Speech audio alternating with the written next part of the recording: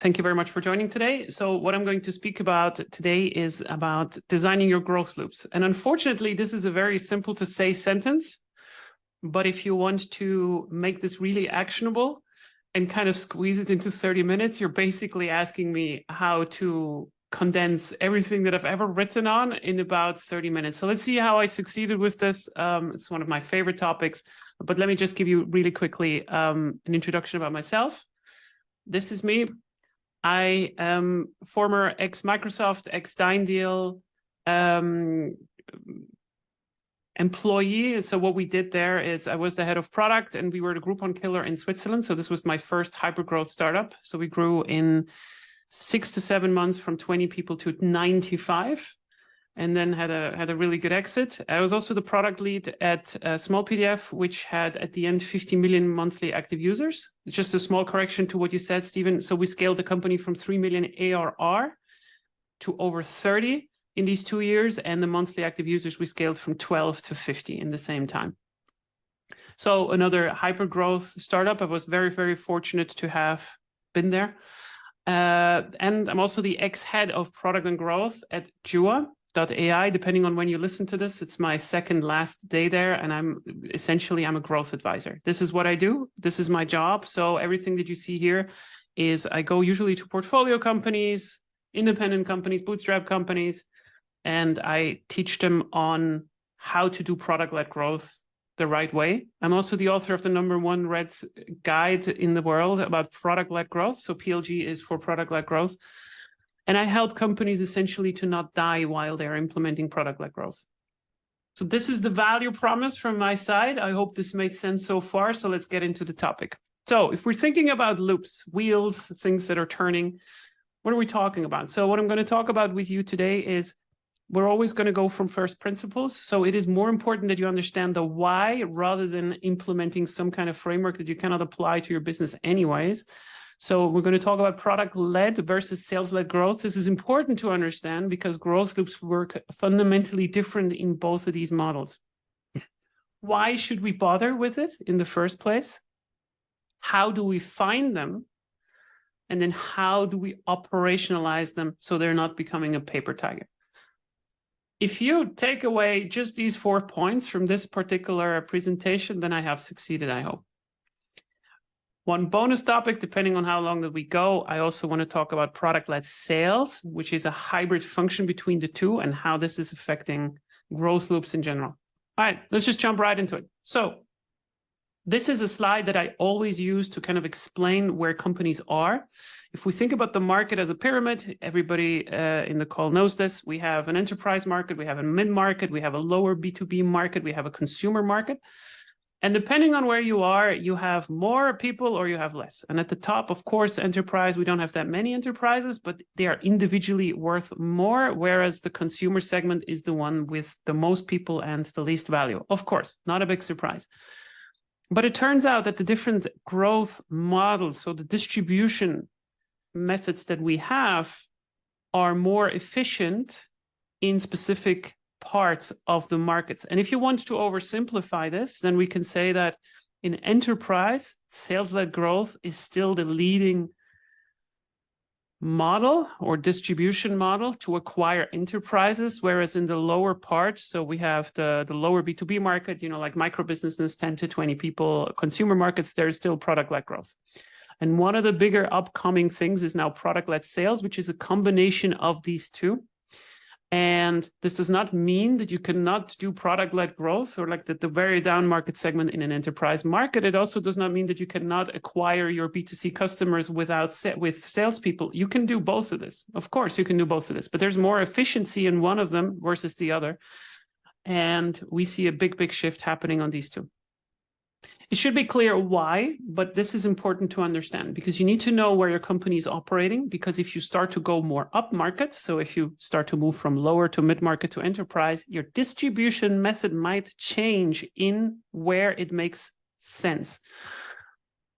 Subsequently, the other thing is also true. If you go from a sales-led growth motion and you want to address more of the mid-market segment, you are always faced with the challenge that suddenly it doesn't pay anymore to hire Gary, the sales guy, for 100,000 on an OT, and then they have to acquire all these invaluable accounts. So how do we do this? How do we connect them to this? All right. So what I'm claiming essentially is that in product-led growth, we establish trust different than classical marketing or sales tactics. And this is the difference why it works so well in the bottom part of the segment. It's about showing value, not talking about it. And most of you are probably already doing this. So when you're giving a trial, a freemium motion, something that is giving the customer something without having to talk to a salesperson, that is fundamentally what we're talking about here. We're talking about showing value before anything else is happening, before we're talking about it.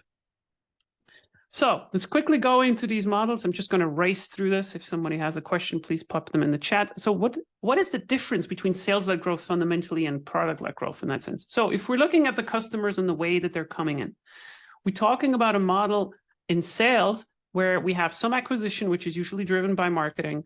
Then we have some monetization, which is driven by sales. So we're trying to close high as much as we can. And then we have some kind of retention that is driven by the product. This is the most classical model that we have in the market. So you all know it. It's clear. So what are we trying to do here? What we're trying to do here from a value perspective is we're trying to match value with needs from the customers that people are finding out. But fundamentally, what this says is that the risk is with the customer because we demand a high upfront payment, usually. It is a longer term commitment, so you have to go with us for 1 or 2 years because somebody needs to pay also the salaries for these salespeople that just went through. It is sales-led, essentially, right? I think this should make sense. So this is the very classical model that we have. Now, what's happening now in product-led growth and sales, which is mostly trials and freemium motion, I don't want to say it's not just that, right? Like it's not just trials and freemiums. It can also be demos and other things. We talk about some kind of free user or account acquisition. That does not mean that they're coming for free. They're using our free part of the product in some way. So we acquire them through the product. Can also be driven by marketing, of course, and so forth. But our acquisition is happening on this part. Then we have the free user account or account retention. So we have to kind of prove that the people that we brought in, they're still free users, that we can retain them. Because if I can prove to you that if I'm not charging people and they still stay, then my product is good. And there's no excuse that money is the problem. Then we try to do a small monetization step. We try to charge you little. Why? Because then we go big on expansion. And the key driver from this particular model is here, is in the retention. And this is why this is extremely important to understand, because this is what we're talking about when we go with growth loops. Why? Because we tell you to experience value without payment or requiring sales. So the entire model has just shifted, right? Like we're putting the product in front. That's what we're talking about. And sales is there if they are needed. Sometimes they're always needed, but you still put as much as you can from the product in front. That means pricing pages, that means demos and so forth, whatever. Fundamentally, this is a shift in thinking. We're taking away the risk and shift it to us as the business. Dave Kellogg called this in my podcast, driving very close to the side of the road. Because if something goes wrong, we're going to pay, not the customer.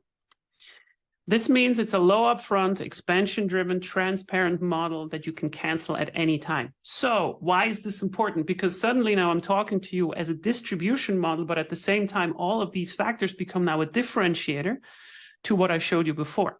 What happens if you have 10 solutions in the market and you can choose which one you go for? As a customer, you're going to go with this one because if there are 4 solutions that I can compare with each other, why do I have to test the other 6 that require me to go through a salesperson? I can just try it out. I can just see what happens.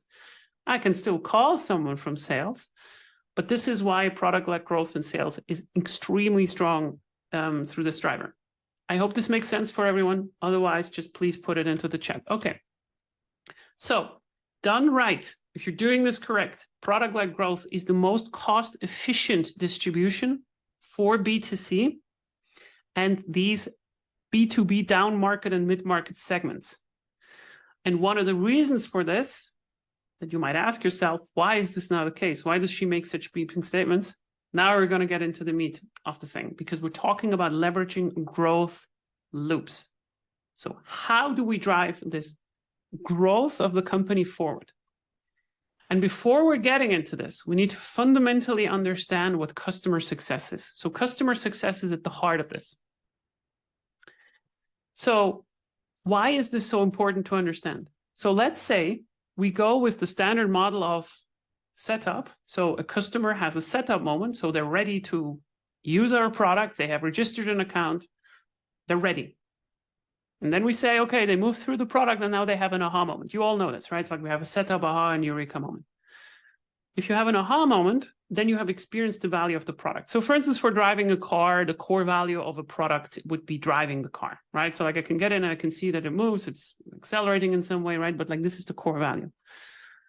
The third step would be to have a eureka or habit moment, which is the extended value. These are things that we are thinking about when we're selling our product, but that are not the core driver for purchasing the product, but really nice to have. So for instance, I would never buy a car for the Spotify integration that it has if I had to give away the car driving for it. So this is an extended value. So why is this important? Because if we're thinking about it in this way, then we have a clear map on what the customers are going through, right? Like in step by step by step. So let me just walk you through a couple of examples on Eureka and Habit on different companies that you might know. If we go with Slack, Slack defines Eureka and aha moments as if you as an account are sending 2,000 messages in the first 30 days or like within 30 days, then you have reached this particular moment. So this particular milestone. Yeah.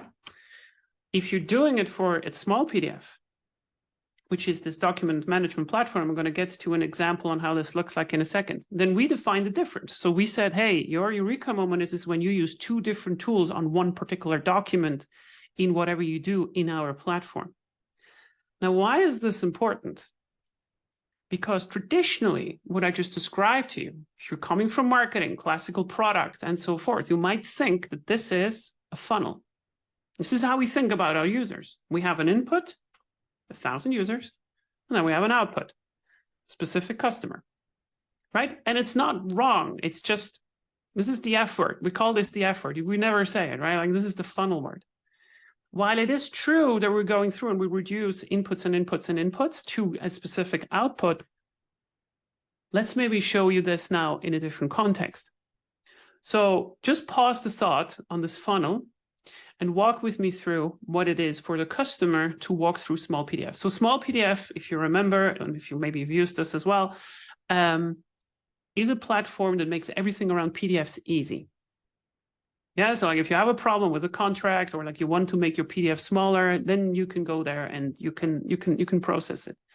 So let's look at this from the perspective of the customer. What happens if you go on the web, on Google, and you type in compress PDF?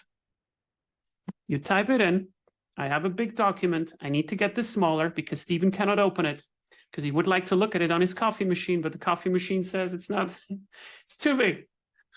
So what do? We get a search result, and this particular search result is leading the customer, they click on it, to a dropdown. On this dropdown, they can drop the file, and they get an immediate download. This particular loop that I just showed you, this is a loop, and I will explain to you why in a second, but from start to finish, I did not mention once that you have to register for an account. All of this is free. All of this is completely free to access for you, and it is hyper fast. So from the problem up here to the solution down here, we had an extremely short time to value. And this time to value is a different way on how we looked at our users. Let me explain, because at some point, once you start to use the platform too much, you got blocked. We said, hey, you're out of free users. You were out of free uses, so now you have to start a trial, now so I have to pay, right? But before this even happened, before you had to call someone on sales, or like before you were even shifted into the trial, we gave you this thing for free. And the reason why this worked so well for 50 million monthly active users is because we designed it in this way, and that was essentially a growth loop. Let me rephrase what I just showed you, and also from the funnels into this particular loop. So the first step is, there's a setup moment. What is the setup moment for small PDF? At that point, it was, do they have a document ready where they have a problem with, and are they on the tool page? So they click on the search result, they're there. Everybody who did this step is now in the setup moment. The aha moment is when they would upload a file and they get a download and they can use it. So in this particular loop, we did not concern ourselves with Eureka, but it is possible that some of them actually went through the Eureka moment, right? So like have this extended value. But the key point here is the recommendation step. That's what's completing the loop. Because these people who have a good experience, they're going to recommend the tool to someone else. And this person also goes through the setup, the aha, and the Eureka moment, and so forth. And the genius thing about this is that you only have to care about this efficiency, the mathematical efficiency of this particular loop, and not about shipping features. Because as long as I know that this particular loop that people are going through has a correlation to the revenue in some way to what we do, then this is your efficiency that keeps your business alive. Because fundamentally, there is nothing cheaper than word of mouth, and this is also quite important in product-led growth when we're talking about this. So why is this important now? Knowing your growth loops essentially is giving you an insight that a lot of companies do not have. It is telling you whether you can keep the water from people, so their success, how many people are retaining, and so forth, in your dam once you add more on top of them. This is about understanding your key efficiency when driving people through your loops instead of your funnels. Now, why is this now important? Because premature scaling of an inefficient growth loop, whether you have just one, whether you have 10, whether you have 20, is the #1 death of any product-led growth company. So what am I saying here? I'm saying that oftentimes I get into calls with founders who are usually Series A, Series B, and they tell me, look, this is the revenue that we have. Our CAC payback is about this much, that much. It's still a little bit inefficient. And then, so now we're going to scale. We're going to hire 10 more, 15 more salespeople just so we can phone it all, everything that we have. They're scaling something where they're not 100% sure whether it is efficient enough yet. So we look at the key metrics. We already know it's not efficient because we know that the CAC payback is too long, or the amount of money that they pay to get people in is not going to be magically fixed if you just pour more on the top. Imagine you run a business like this. That just does not work. And this is why you need to be very, very aware of the efficiency of these particular loops. Let's conceptually take a step back and let me just show you how other companies are thinking about this. So the HubSpot flywheel was the kind of grandfather, if you were grandmother, depending on how you look at it in terms of these growth loops. So what HubSpot essentially did with content marketing, which for them is an incredibly important growth loop, is they said there is some things that attract customers, some things that engage them, and some things that delight them, that makes them say, not only is this a great thing, this is amazing. So I'm going to attract new users, which then are engaged, which then delight, and so forth. And HubSpot is looking at this in different ways, right? But I highly recommend you to also check this out on their website. They have different tools and they have different things on how they think about this. But essentially, you need to know that different things in your different product are affecting different parts of your loops different. It was a big sentence with a lot of difference in there, but I hope it made sense. The way that Reforge is thinking about this is more in a methodical way. So if you're thinking about it, what is a loop? A loop is something that has an input which triggers an action or needs to go through an action, through a step, which is generating an output, which is creating more inputs. Users that are coming in, they're doing something, then we have an output, and then we have some inputs again. I would formulate it a little bit different, but like this is the context from other people. So like what is important about a growth loop in some way? It is an input that leads to more input. It's not an input that leads just to output. It is an input that leads to more input. So what do I mean with this? You can create a growth loop out of everything, technically, but that does not mean that you should. There should be still enough input, right? So like if I'm targeting something in my company that is just not efficient and I cannot generate more input out of it, then it might look like a growth loop on your presentation, but it really isn't. It needs to be objectively measurable. Why? We need to measure what we're doing in the company. We're going to get to this in a second. And every loop that we define on doing something has a very specific audience. This is also quite important because even if you do not have ICPs, even if you do not know exactly who is using your product what, you still have different types of users. So for instance, for a B2B company, you might have admins, you might have team members, you might have buyers. In every good company, you probably have different ICPs. You have the heavy users, where you have the more casual users, people who are using a breadth of tools, some of them that are using some tools extremely at a vertical depth. And every company is different in this regard. But most importantly, these things are correlated to your business metrics.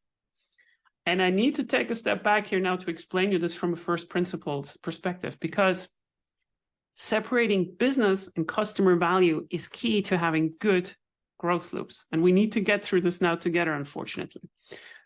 So, fundamental question that you have to ask yourself is high customer engagement. So customers who are using our tools in a specific frequency, which we can measure, leads to a high retention.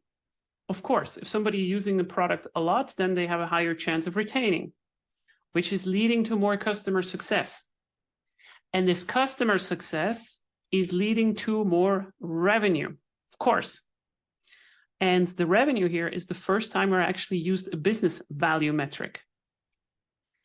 And these measurements are leading indicators to others. So that means if you start to understand your high customer engagement first, then you will know 6 to, I don't know, whatever the time frame is, you will know before your revenue starts to tank that it will tank.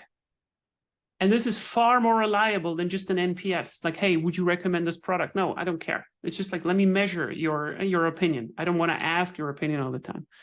So these early warning signals make very good team goals. So what this fundamentally is we separate value capture versus value creation. So we differentiate it because of the audience in your company. So as a management member, you care about revenue, you care about churn, you care about all of these monetary metrics. But these metrics are very hard to move for individual teams, especially as you're growing. Of course, it's very, very difficult. At the very start, when Stephen and me would now found the company, we can all be measured on revenue. That's not a problem. But as we grow, we become bigger. We have 30, 50 people. It becomes very hard for everyone to just move this particular metric. So we need to find something else. And this is, if you think about it as a tree from the top down, it's about the creation. So the value creation for the customers, which is strongly correlated to the value capture that we have. So how do our users use our product?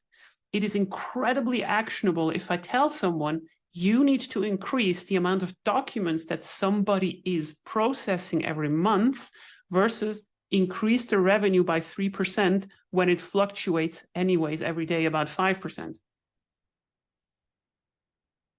Another thing is customer success is almost impossible. Can I just because I just want to pick up. I think I think the penny dropped when you're talking about inputs lead to more and better inputs. Is that what you mean in that instance? Because I didn't quite get that. So So the first point is you kind of have to understand what it is. Then you have to kind of define it. And once you have defined it, you can be measured on it. So you can make it faster. It's not just about that a good input is leading to another good input, because that only obviously works if every step is being optimized. So like the engagement step, the activation step, the recommendation step, whatever your growth loop is. I might be touching on your question a little bit quite soon. Okay. But the point is here that these customer success signals are fundamentally different from customer or business metrics, which you oftentimes see in a P&L statement. So for instance, like how many SQLs do we have? How many of them did we move through? I get that. I think that's a very, very, and that comes across really clearly. Maybe I can just pose one other thing, and you can probably get to it later, which was you said, and I think it's the more action and engagement doesn't necessarily equate with more value creation. Are you going to cover that a bit more? Yeah, so we have to be very careful when we make sweeping statements about engagement. There are products that are definitely not improved if you use them more. So insurance. I don't want to deal with insurance every day, right? Like that's not the point. So, but as a generalistic statement, you can say the further or the closer you are to retention, the better. But measuring retention itself. So like if I ask the group now, look, so how many of your users are retaining over a 6 month period? Some of them might not even have an answer to this because they did not even alive that long. So you go for another metric, which is the engagement, which is leading to retention in the longer term. But the point here, I think, is fundamentally that we want to understand something like this. This looks more complicated than it is. We have, as a management, we have a business success. So for instance, we care about revenue and churn, which is the value capture part. This is essentially guiding the company goals that we have. If we have a lot of revenue, then we can have a strategy that allows us to invest into other businesses, right? So it might make sense, of course. And these company goals, which are still business metrics, so revenue, amount of trials, churn rate, NRR, all of this is defining the outcome-driven goals that we have as teams, which could be as simple as the amount of features that are used, the frequency of usage, the retention of these features. So very, very measurable customer signals that we need to define before, because these in the end are driving the revenue and the churn. And the cool thing about this is if you're doing it right, then you don't have to put in outputs and deliveries. This is the one thing that always got me crazy. Also, when I was an executive, everybody tells you to not put in features into OKRs. It's actually harder than it sounds because it's very, very easy to define deliveries. Yeah, so we're going to ship this, we're going to ship that. But if it does not move these growth loops faster, then it is kind of useless. I hope this makes sense, at least from the separation of the value. Was that clear enough? Yeah, that and that last bit, I agree with completely. I'm still not 100% on the inputs lead to more inputs, but we'll come back to that. Yeah. Okay. So here's where the growth loops are coming in. They are driving in here the value creation for the customers. That's where they belong. So let's look at this a little bit more. So why do we have to separate this in the first place? Because good growth loops, the ones that are turning fast, right? They have a very high correlation to business metrics. So for instance, if you have a really good data department and you have really good data, like quantitatively, you can actually tell that if you increase the amount of documents processed per user or per ICP or whatever, this is going to lead to this and this kind of lift in revenue. There's a direct correlation that you can make to these business metrics, and they're just far better measurable in the end. And these good growth loops in the end are attracting long-term revenue versus short-term revenue. Why is this the case now? This is the case because they're very hard to manipulate. Again, if I give you the goal and I say, hey, you need to increase revenue by 5% next month, you can do this by switching off the unsubscribe page in your product. Most likely you will succeed. You will make more money, but we will damage the business in the long term. Now, it's not a foolproof method, of course, if we target customer success, but it is still better than just like saying, okay, now we're targeting revenue again, or the amount of trial and so forth. Everybody who has worked with the sales department knows it's very, very key and important that you not allow sales, for instance, also to manipulate through their incentives what is happening in the business. It's an endless fight constantly, of course. But again, they're really good leading indicators, these particular loops. So let's look at how to find them in the first place. And I have a very extensive guide on this that is completely for free on my Substack. But if you had to kind of simplify this entire story, how do we find a good growth loop? This is the same kind of method that I use with every company that I go through this, more or less, because every company is individual, of course. First, you're doing an inventory. So you dissect what works and what does not work in your value proposition. Every business has an opinion on, oh, our positioning is wrong, or like, like we have to fix this particular thing. We're not quite sure yet.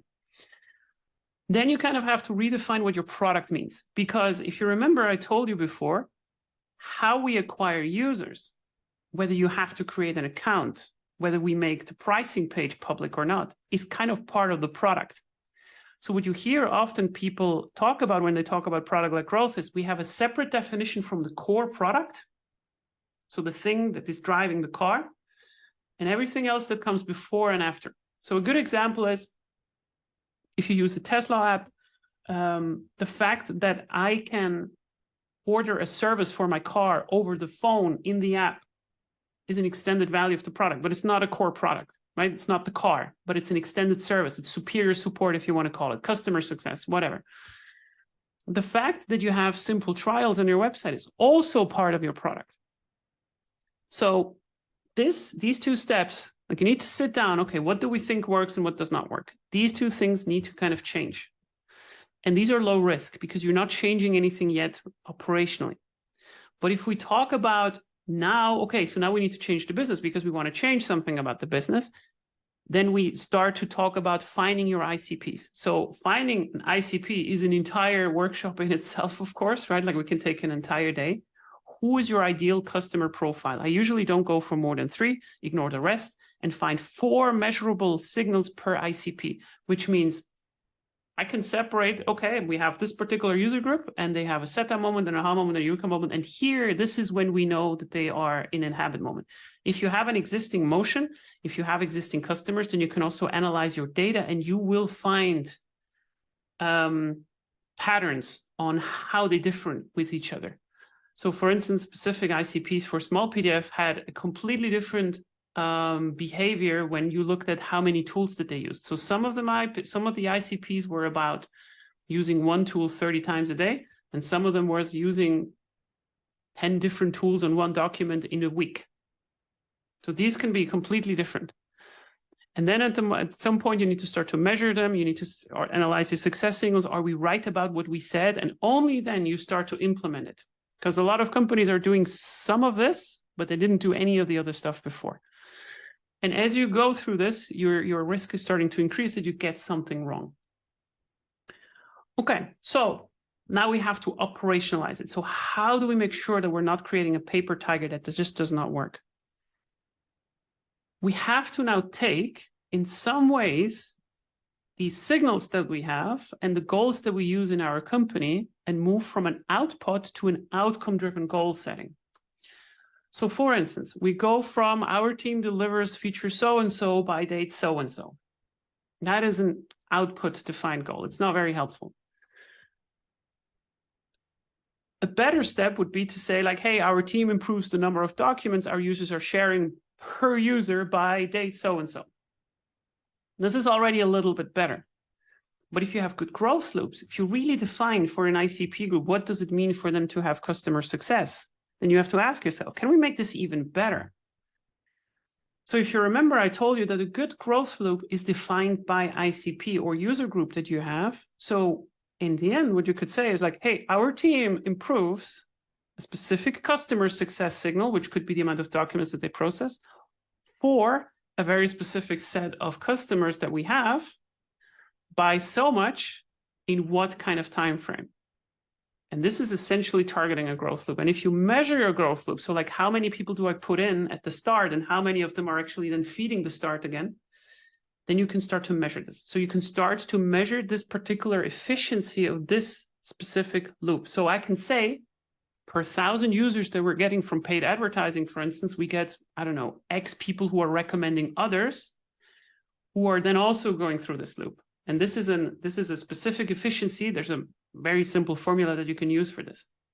Because it turns out that people who are recommending others, these people have a much, much, much higher efficiency going through your stuff, of course, right? Because they have been recommended and they're not just like coming from some cold channel. So in the end, what this is about is you need to have in some way growth teams. And I put them into parentheses here because traditionally we have marketing, which is focusing on acquisition, and some of them we have product, which is focusing on retention. But if you think about your product in a completely holistic way, it is possible that you might have to influence a little bit of everything, right? So what if our price is too high? If the problem is lying with marketing, then they're not allowed to do anything with pricing. What if the problem is in retention? Then marketing cannot do anything about it either. And this is why you need to have maybe growth teams that are allowed to mess a little bit with everything. This is a very short version of what I just told you that is creating a lot of friction in a company as well. But if you take this customer success perspective first, then it might be that you have to empower people to really go also through the entire customer journey without saying, oh, this is marketing's problem. Oh, this is sales problem. I talk in my guide about how you set this up first. Just like as an FYI, you're not just hiring a head of growth and then you make everyone mad. You always try to kind of have one little team that is also going through these steps, sitting down, trying to figure out how the success metrics work and how we can influence them. I'm not going to go into this particular topic because this is going to blow up the entire hour that we have left. But in the slides, you will also see how we do this for product-led sales. And how this kind of works, right? So like it's the same principle on the account level, on the lead level, and how do we qualify our accounts for this particular thing? And in there, we also do this through growth loops, right? So like growth loops are also feeding this entire motion, but they combine the best from sales-led growth and also product-led growth and bring it together. That's the principle anyways. Because what we fundamentally want to do for all of these motions, which is product-led growth and product-led sales, is we want to target expansion. And this is the last slide that I have on this particular thing for the growth loops.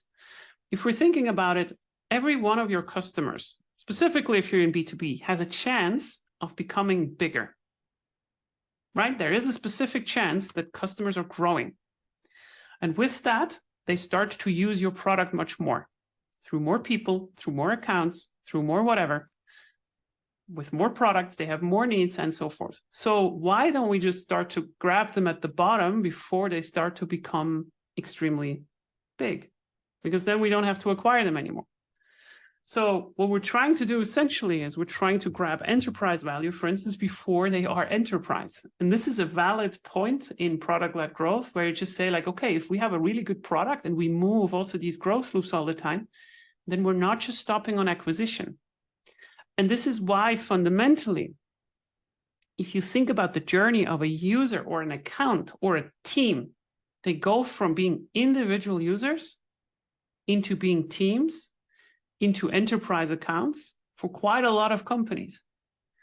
And if you analyze your growth loops, not just as a means of acquisition, but also for retention, because you still keep growing, even if your users are using your product, then you probably understand why this is not just a distribution model for acquisition. It is about growing your business, not just the funnel on the top. And that's an important misconception that I hear quite often. And I know it makes sense because everybody says it's a distribution model. That's it. leahtharin.com. I have everything there. If you want to join me, I have also a course on Maven that is going on right now. My podcast. I produce so much stuff, it's not even real anymore.